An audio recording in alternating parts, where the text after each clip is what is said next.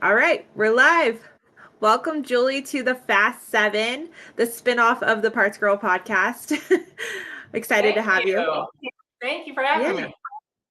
it's so fun to go live. And I think you said this is your first live. Yes. No pressure. Yeah, no pressure. You're going to do great. And I think with the show, you don't really know the questions I'm going to ask you. So that's the fun of the show. Right. Yes. I did want to give a couple minutes for people to join too, because that's the Sure. fun part is people can Okay. engage as we're having the conversation. While Perfect. we do that, let's do a quick intro of who you are, who you're with, and why you love what you do. Sure. Julie Douglas, I'm president and CEO of DealerPay.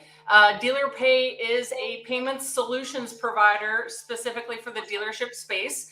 So we basically take care of all the payment acceptance in the dealership front to back. I've been doing this for just shy of 25 years, and I love what I do because I get to work with a ton of dealers. Dealerships are just an interesting animal, and we finally have really found a great solution that helps them be more productive, and I love being a part of it. So That's very cool. I love hearing your story. thank you. Yeah. So I want to dive right in because we recently did a blog post together because Okay. you have an interesting insight to parts with what Right. you're doing. So I want to know just basically the common pain points, I guess, in the parts department as far as payments, because parts has always been kind of put on the back burner. So we want to Sure. bring that forward and we want to talk about payments. Yes. So in your experience, where are the pains? Oh my gosh. So, I mean, you just want to make sure the dealer gets their money, that they get paid, right? And there's a lot of scenarios where, unless that money is collected up front, they could incur losses. There's a lot of challenges with, just the fact that parts is not necessarily a popular customer present situation. So you're often dealing with either businesses or consumers where it's a what we call card not present situation, where they have to collect payment with the customer not there. And sometimes, those angles get challenging if you don't have the proper tools in place from a payments perspective. Yeah, and I can imagine your guys' solution probably helps a lot with the wholesale part of it too, because that's Yes. like a whole separate kind of business within the Yeah. parts department. Yeah, so I'm just gonna ask you, like, how do you Great. guys solve that problem with the wholesale side of parts and really because like I know when we've talked before is like checks are just like not really the best way, and there's some issues with that too. It's funny you mentioned check, because that's kind of how I started my career many years ago, was in the check processing area. And, a lot of dealership parts departments were leery about taking them because there was a lot of processes that had to take place, especially if you had like a check provider, like a guarantee service. You had to call a number, hit these digits, hit the amount on your phone, and then get some kind of authorization. It was very clunky and not really streamlined. And it wasn't exactly very convenient for a customer either. So yeah, there's a lot of modern tools with payment acceptance nowadays that really help in those scenarios where the customer is not present, especially if it's a business to business or repeat business scenario. Just really capturing that customer's payment data and processing the transaction ahead of time. I mean, that in my opinion is the best way to collect payment parts, is get the money up front. Yeah, and I know a lot of times with the wholesale accounts, there's a lot of accounts that like to pay slower or they get kind of not forgotten, but yeah, maybe because of the process. Right. So it sounds Right. like you guys have kind of developed a process to fine tune that so that payments aren't forgotten and everything like Right, that. right. I mean, the idea is to make it as convenient for the customer as possible, right? So the dealership has some options. If they're delivering the parts themselves and they're collecting a check or they're taking the card at that point, you want to make the experience good for the customer, but you also want to make sure the process is solid and legit for the dealership, So, a lot of what DealerPay is doing is, our mobile solutions, which work for capturing both card and check in a present scenario. So, example, your delivery driver sends out the parts. They've got a mobile app or a device where they're collecting payment right then and there. That is really great. They're not worrying about, making sure they call a number or get something authorized. They're just taking payment right with the customer. So I think that's pretty powerful. But then again, you also get customers that just say, "Bill me," Yeah. and that's pretty great as well. So our solution allows them to store the customer's payment information securely, 100% PCI compliant. But they can just simply go in, type in the amount, and bill the payment on file.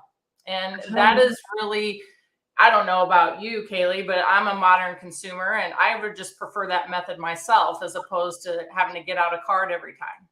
Oh, absolutely. Because if you think about yourself as a consumer and how we pay our bills or how we do things, a lot of things come out automatically because we know that's a continuous bill that we're getting every month, and it's just Yep. gonna, yeah. So it's like, why aren't we doing that in parts? Right, right. And if you're Why are sending we the proper receipts or documentation to the customer, they're able to reconcile everything on their end as well. So it could be, convenient for the dealership, but also the customer as well.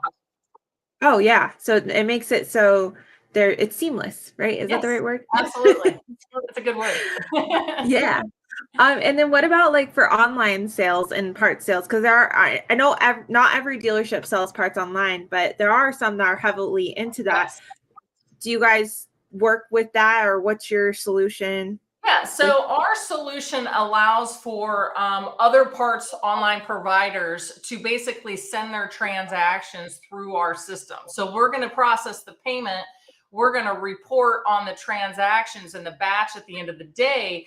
But they're still the front-facing e-commerce website. Yeah. There's a couple of providers that we work with, and really, for the dealership's benefit is, they don't necessarily really care where the transaction initiates as long as the reporting and the money is funded in the appropriate manner. And that's the thing that we try to do, is just bring that in so they don't have to go 16 different places looking for reports and batches and things like that. So That makes it's become something that's just, again, easier for the dealership, especially with a DMS integration. You want to be able to link all of those transactions to a specific dealer location, and then obviously the parts ticket that's associated with the sale. Yes, you want to be able to do that for sure. And then what comes to mind are refunds, or do you guys handle that? Like, because We I feel do.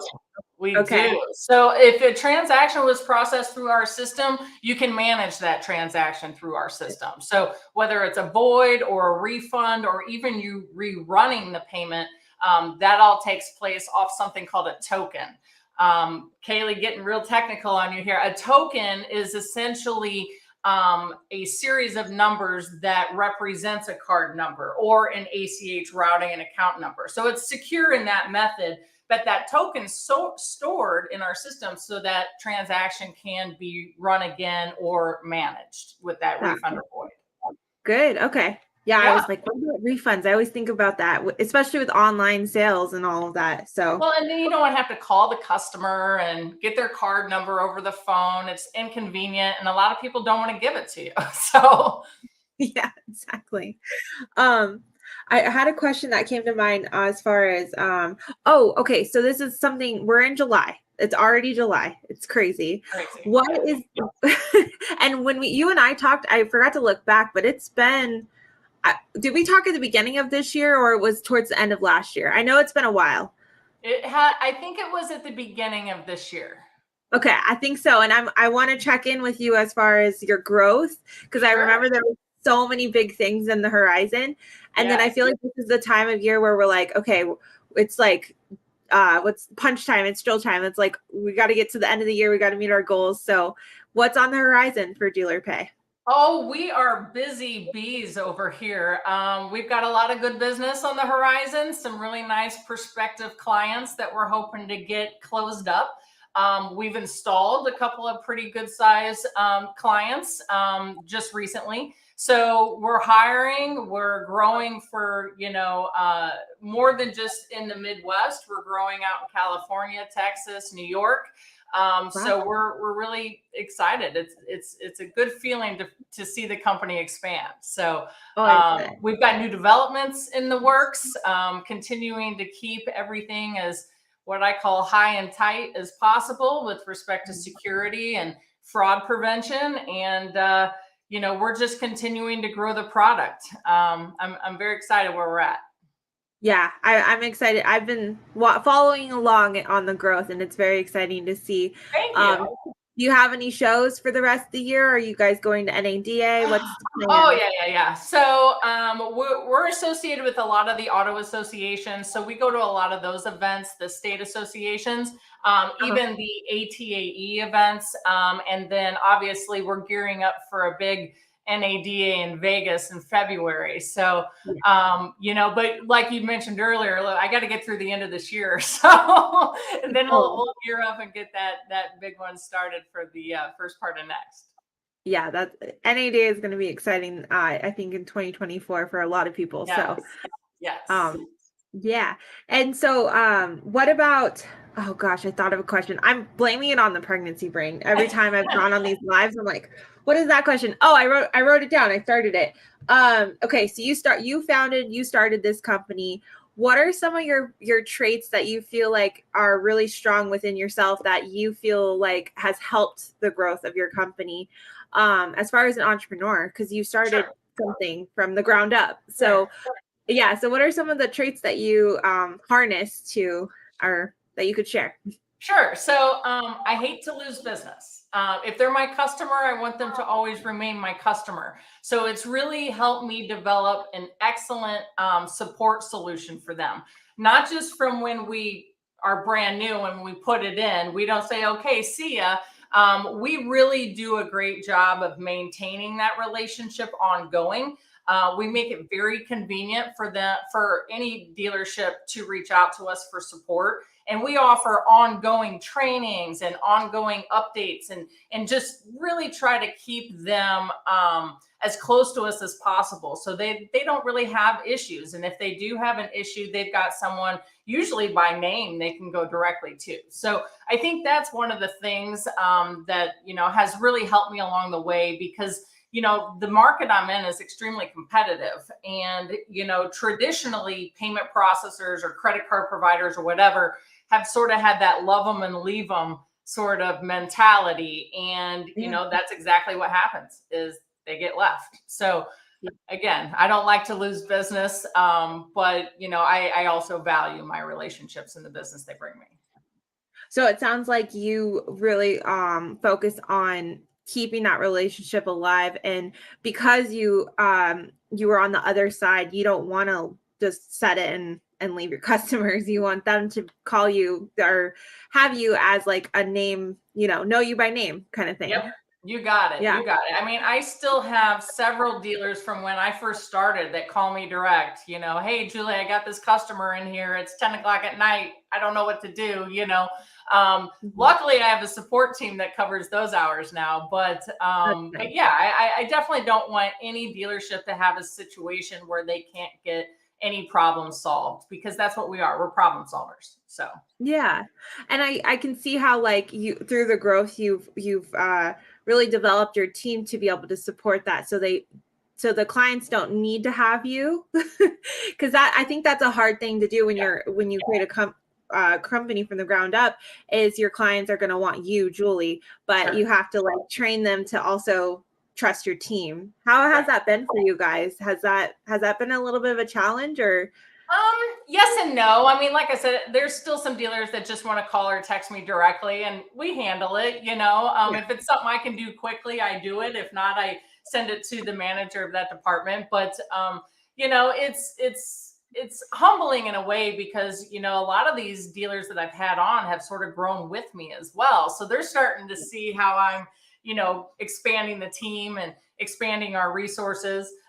One of the things I think that's also key is making our solution extremely user friendly. So the support isn't as necessary. It's there, but it should be fairly easy for any user to figure out our system after they've been trained. So so that's been something I've learned a lot too. You know, even if it seems pretty elementary, you got to make it more elementary just so everybody can figure out any kind of application we provide. Oh yeah, you want it to be user friendly. It's the Exactly. most frustrating thing when you download an app or you look at something new and you're like, I just want to play with it myself and figure it Right. out. Right. Exactly. Exactly. Yeah. It shouldn't be rocket science. Nope. And it sounds like you guys created structure and really a user friendly platform. So Yeah. Yeah. yeah. It looks like a couple people showed up, but then there wasn't. They kind of dropped off. So I always like to hear if there's any comments, but I haven't seen you come Sure. by yet. So I guess I'm gonna have to ask all the questions. I was Okay. relying on the people. No, I'm just kidding. So what about let's talk about you personally for a little bit and just maybe some of the I don't know, maybe like what's your morning look like or how do you structure your day to I feel like you're a really productive person and I feel like you like manage your days really well. But that's just Well, you know, most of it's driven off my children. I have two of those. well. And, you know, I get up in the morning, I get going, get them going. Thankfully, it's summertime, so they don't have really anything going on. So, you know, once I'm up and in the office, it's just a matter of getting through meetings. I have to have a workout every day. I'm one of those. If I don't, then the brain doesn't work the same. But yeah, I mean, managing time is key. You know, I'm still selling for the most part the bigger deals, and I get involved in really every new business that comes across my desk. Any kind of major, you know, concern of any sort. And we also do a great job of keeping up with like industry trends and just making sure the applications that we provide make the most sense for our dealers because you know, not just parts, but we've got, you know, service, we've got collision, we've got rental, we've obviously sales and finance. So we Yeah. try to make sure that we're staying involved in everything that could make our application more applicable, I guess, towards the industry. So yeah, I do a lot of that. I'm kind of a woman with many hats, but I Yeah. also have really great staff that takes care of a lot of the functions as well. Oh, I can see that. I'm just when you were talking about getting involved and making sure we're staying up with trends and stuff. I mean, that's something that I try to do too. And I sometimes it can be sometimes I feel overwhelmed because Right. No, there's it's just so many groups there and is. places to go. How do you manage all of that? Like, I know sometimes I give myself a hard time because I'm like, you know what, I'm just stepping away because I need a break. Yeah. But yeah, how do you manage all of it and structure your days around it? Well, I mean, I have to travel, you know, and all of the conventions and events that I go to, they're all pretty much dealer centric. So I get to learn about other industries and things that are, you know, new challenges for dealers, and it helps me, like I said, just apply that to my products. But I also have a great husband that allows me to do those things and be as mobile and travel and make sure I take care of business. But yeah, usually after about 6 o'clock at night, I try to turn it off. Yeah, that's the thing I think I've noticed is like I just need to turn it off at night and start over again in Yep. the daytime Yep. or If in the it didn't morning. get done, it's gonna have to wait till tomorrow, unless it's pressing, like a big deal or something like that. Yeah, that's Then you'll important. see me at like 9 o'clock at night sending emails back, you know. So Yeah, that's the only reason right, because you're in exactly. sales, right? You have to. Right. You got it. You got it. Yeah. Okay, so one other quick question I wanted to ask you. I can't remember if I asked you this on the show, but it's something I've been liking to ask people because it just totally throws them off. Oh boy. If you could, I think I asked you this. If you could compare yourself to an animal, what would it be and why? Maybe I didn't ask you. Oh, I don't think you did ask me this. An animal. Oh And goodness. it could be like a spirit animal, or it could be like whatever you're feeling today. Because like one day you could feel like a lion, the other day you could feel like a hummingbird. Oh, well, just because it's the day after a long vacation, I kind of feel like a dog. because I have been working like a dog today, like just nonstop, this and that and the other, trying to play catch up. But at the same time, if I were to ever come back as a dog, I'd want to come back as one of mine because they're spoiled rotten. So Yeah, did they accomplish much today? No. So maybe that wasn't a good example. that's okay. But working like a dog, isn't that like that's just like a metaphor or like an it Yeah, doesn't even really make sense when it you say you're doesn't. working. You're right. It does not make sense because my dogs are lounging on the patio right now. So Most dogs are they just lay around. That's what my dog's doing too. And I always say that too when I'm like, I want to come back as a dog, but like someone who like takes care of their dogs, like myself. So yeah, that's a good one. I always love asking that question. Um, so I like to wrap it up too. Oh, we did get a comment. Oh gosh, I missed it. I don't know if you know Tim, but he works in the obsolescence realm of the industry. Um, I don't think I've read that book before. Have I you heard of that book? have that book. I Oh, just bought that book, but I have not yet read it. But I should, so apparently. it's something I need to read then. Put it Yes. on the list. That's a good one. Okay. I think it has to do with managing your team and making sure all the T's get crossed and I's get dotted without dropping the cheese or something to that effect. I could totally be wrong, but I will get on it, Tim. Okay. Yeah. I guess I need to read that book too. Cool. Thanks, Tim, for sharing that. I always like to open it up as we wrap up. If you want to ask me a question, just because I got to ask you a bunch of questions, if you want to ask me anything, you don't have to. Other than that, I think that's pretty much it. Well, girl, I really appreciate you getting me involved in your podcast and your show. I think there's a lot that we can learn from one another as well. You even being a resource to help me. So I'm truly grateful. And I love getting new friends in the space because it just helps us overall grow, and be better at what we do every day. So thank you, Kaylee. Yeah, and thanks for coming on and being who you are and doing what you're doing in the industry. I think it's really great. So thank you. Awesome. Thank you. Thank you.